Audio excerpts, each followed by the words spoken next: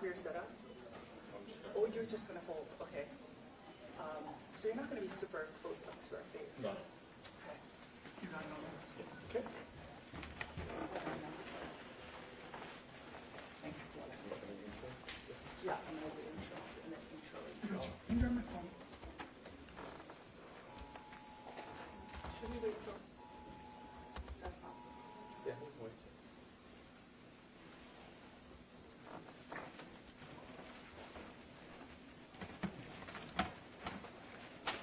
Ano ai ke aloha ya kākou. Thank you for joining us today. Governor Green, emergency leaders, and other state officials will address the immediate response to the tsunami warning rising from a 8.7 earthquake in Russia. Facilitated questions and answers with the media will follow promptly after remarks conclude. Without further ado, it is my honor to welcome Governor Josh Green.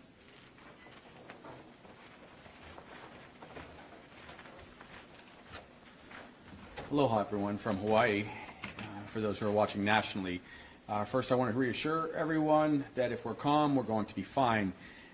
Today, as you are aware, at about 1:25 Hawaii Standard Time, we received word that there was a very large earthquake off of Kamchatka, which is in eastern Russia. It was an 8.7 magnitude earthquake off of the coast at a depth of approximately 12 miles down. Shortly thereafter, about 14 minutes later, we became aware that there was a likelihood of a tsunami. Now, let me put this into perspective. An 8.7 earthquake is a big earthquake, and it means they can generate a large wave, a tsunami wave, which we do expect to come and arrive sometime around 7:10 p.m. around Kauai. We'll get into those details more in a moment. Again, for perspective, we had a 9.0 earthquake, which was very significant. These things get much larger as the number goes up incrementally. That was in March of 2011 at that time, and you can't compare them directly like apples to apples, but that created a 7-foot wave that hit Maui, causing $7.5 million of damage. And because we were thoughtful and smart and calm, and we should all be calm as we evacuate, and we must evacuate from the inundation area, there were no casualties. So we have a tsunami warning. And what does that mean? That is the most serious warning that you can have. It is not a watch. It is a warning, which means we have to evacuate the coastal zones right away. I want people to drive carefully. You need to expect that there will be flooding on all of the islands, and it will be imminent after the wave hits. We should be safe, therefore not sorry. The first impact, like I said, is about to happen at 7:10 p.m., which is about 2 hours from now. You may have already heard sirens go off 2 times. They will go off 3 more times. Actually, one just did, 5:10, which is 2 hours out. At 6:10 p.m., about an hour from now, that will be 1 hour out. Then at 6:40 p.m., which will be 30 minutes out before the expected landfall of that wave. You must stay off the beaches and away from harbors, rivers, or low-lying areas. If you stay on beaches, you could risk death. You have to be careful. We will go over tsunami evacuation zones, and you can find that at the HAIMA website, which is ready.hawaii.gov. You will see there, basically, you have to get off of the coastal areas. Please know where the tsunami evacuation zone is and have a route to get out to higher ground. Now, what do you have to do? If you're in a building, you can go up 4 stories. You will be safe in that case. You have to be very careful, though. Otherwise, you need to leave the evacuation zone, and you have to be away from this potential wave. We've done several things. We are in communication with government leaders at all levels. So again, you can expect a tsunami wave to hit the state, and it will not just hit one beach. It will wrap around the islands very likely, therefore causing a wave in Hilo, in Kona, and Kauai, and on Maui. You have to be safe, and please do not come back out until we give you the all clear. That will be very important. We'll be constantly updating you. Our team signed an emergency proclamation almost immediately, activating our Adjutant General. You will hear from General Logan here in a moment. The most important thing is to get out of the evacuation zone as soon as possible. Anywhere outside of that is safe. Make plans to evacuate your friends, go to a family's home outside of the evacuation zone. Wait till we say it's all clear, because we can't be sure there won't be multiple waves. It's very important. We have contacted the White House. They have been very helpful. We are sending them an emergency declaration as well, because we do expect damage. We expect significant damage along the coastlines. We pray that we won't lose any of our loved ones. That's why we have to be very safe. As I said earlier, you can go to the 4th floor. That is a vertical evacuation. All I would say is this. Once again, there is some time. You're going to hear a couple additional sirens. You're going to hear one again at 6:10 p.m. That will be about an hour out. It may take as much as 30 minutes till the waves reach other parts of the islands, so don't simply go out until we tell you it's all clear. And then at 30 minutes again, 6:40, you will hear that last alert. There probably will not be an alert after that. We'll give you more updates as we go forward. At approximately 5:30, in 12 minutes, we intend to hear from some of the buoys out in the middle of the Pacific. That's when the wave will pass Midway Island. It will give us a better idea of how large this wave is. God willing, these waves will not hurt us, but you have to assume that they will be life-threatening. Now I'm going to turn this over to our TAG, General Logan. Thank you, Governor Green, and aloha and good evening. Let me just cover some of the finer points, and I'll start with the Department of Transportation, who we have been in constant contact with. Currently, Hilo Airport is the only one that is closed. I've been in contact with Rear Admiral Sean Reagan, the commander of the 14th Coast Guard District, and he's informed me that the United States Coast Guard has already closed all of the major ports. All ships ordered by the captain of the port have been ordered out to sea. Kolikoli Pass has been open since they've been alerted, and they have the resources available now. And the HTA has not received any calls yet, which is the Hawaii Tourism Authority, in case there's any displaced tourists who need some lodging or residences. On Kauai, we're urging all to avoid the Honolulu to allow people to evacuate, and the Kauai County Mayor is not closing the Wailua Bridge. On Oahu, Likelike townbound traffic has been opened. Kolikoli Bass has been opened, like I said, in order to decompress the leeward coast of this island, and the Nanakuli contraflow has been shut down. Maui, the state highways is staging vehicles and equipment throughout their island and county. From Molokai, Kalaupapa Airport personnel are ready to evacuate to the lighthouse. On the island of Hawaii or the Big Island, Hilo Airport commercial operations have been suspended to facilitate the evacuations from Keaukaha. And like I said, all islands, the Coast Guard captain of the port has ordered all vessels to follow their procedures to leave port. As you hear the sirens that Governor Green has already articulated when they'll be sounding, we urge you to either tune to your news media, your broadcasters, or go to the readyhawaii.gov website for further information. That's all I have right now, subject to any questions. Tell them we'll be evacuated as far as air power, just in case. Yeah, yes, sir. Okay, I've been in contact with the Chief of the National Guard Bureau, who's a 4-star general. He also sits on the Joint Chiefs of Staff, and the rest of the National Guard is ready to respond and assist us if necessary. Currently, what we have is we have numerous helicopters that are here on the islands of Oahu, Hawaii, and Maui. So we have large cargo helicopters, and with the approval of Governor Green, I've activated 2 medevac aircraft for the island of Oahu, although they can respond to other counties. They carry with them a search and rescue capability with an infrared radar system that can see throughout the night and look for heat signatures, a hoist, and an onboard medic to provide any kind of medical support as they get transported to a point of care. We also have on the Air National Guard side large aircraft. So the KC-135 is a tanker, but it can be mobilized to move stuff between the islands or from the mainland. And we also have KC-C-17s. Those are the larger ones, and you saw those put into place on New Year's Day or shortly after New Year's Day for those burn victims that we transported to Arizona.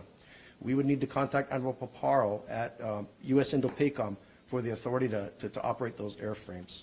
We also have 2 aircraft, two 860s in Hilo, and 1 more on Maui stationed at our armory at Punene.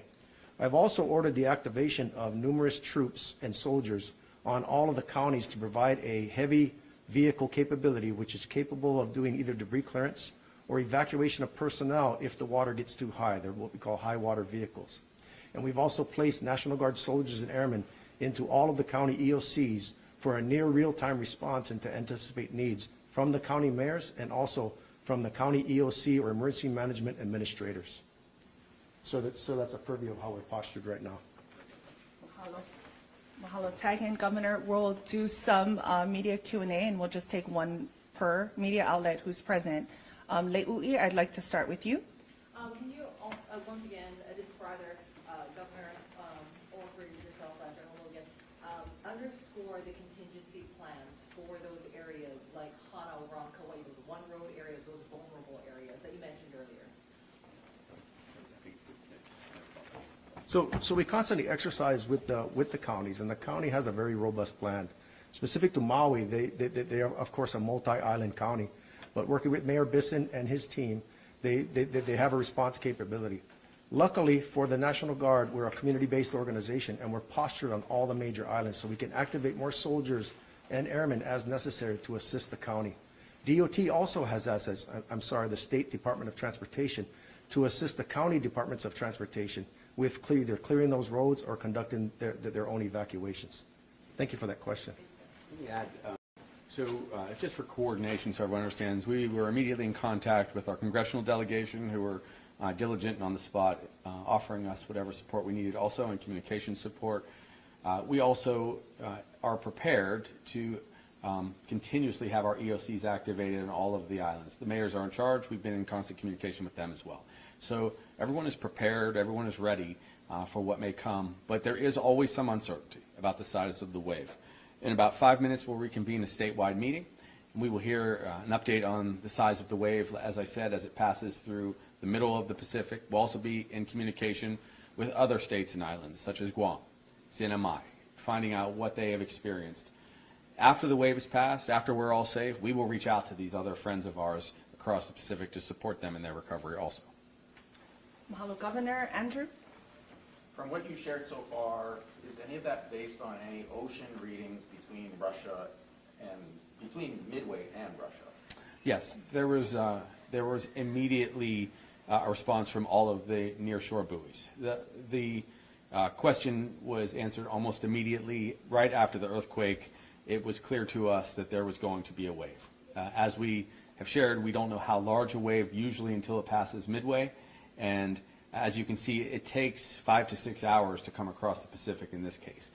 That's why we're always postured to first check. We don't want to alarm people unnecessarily, but once we see that there's going to be a wave, we begin our protocol, and usually the protocol results in an initial siren, which you heard, just to kind of wake people up to the severity of the situation, followed by the 3 hours out, the 2 hours out, the 1 hour out, and the 30-minute out warnings.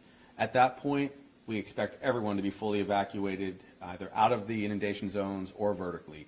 People should not, and I will say it one more time, should not, as we have seen in the past, stay around the shoreline or risk their lives just to see what a tsunami looks like. It is not a regular wave. It will actually kill you if you get hit by a tsunami. So you have to be out of that area. Please do not put anyone in a situation where General Logan has to search and find you with a helicopter. It is not likely we will recover you if a tsunami takes you from the shore.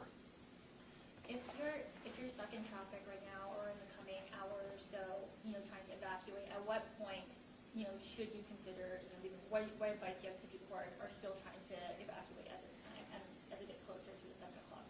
I believe everyone should have adequate time to get out of the evacuation zones. There were some accidents on the highway, as we were aware, coming in. We'll continue to update you, especially based on the size of the wave.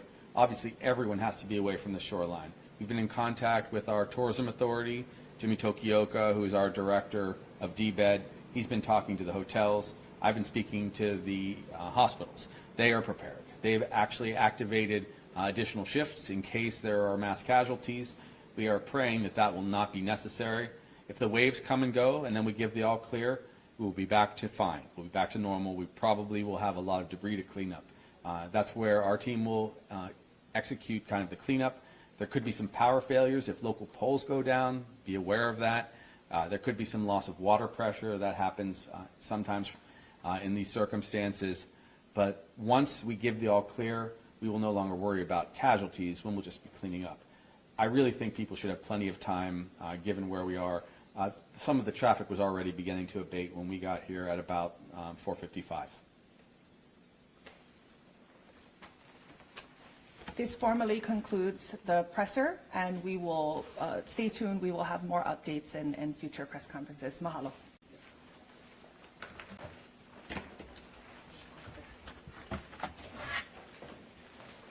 Likely about 6 o'clock as well.